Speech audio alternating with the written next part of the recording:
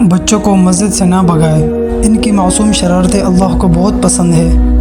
مسجد کو پیار، محبت اور امن کی جگہ ہی ہونا چاہیے تاکہ مسجد میں آنے والا ہر انسان محبت اور امن کا پیغام لے کر جائے، اور بچوں کو تو خصوصی شفقت اور محبت دینی چاہیے تاکہ انہیں پتہ چلے کہ اللہ کیسا ہے، جس کے گھر میں جا کر ہمیں اتنی محبت مل رہی ہوتی ہے۔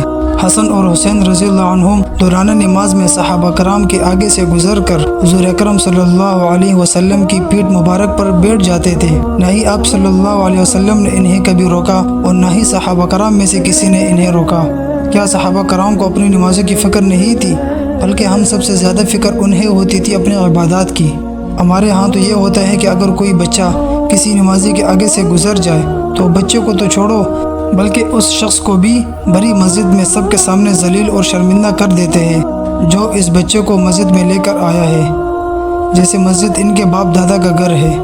ہمیں یہ حق دیا کس نے کہ ہم کسی انسان کو سب کے سامنے ذلیل اور رسوا کریں؟ اللہ رب العزت کا واسطہ دیتا ہوں ایسا نہ کریں۔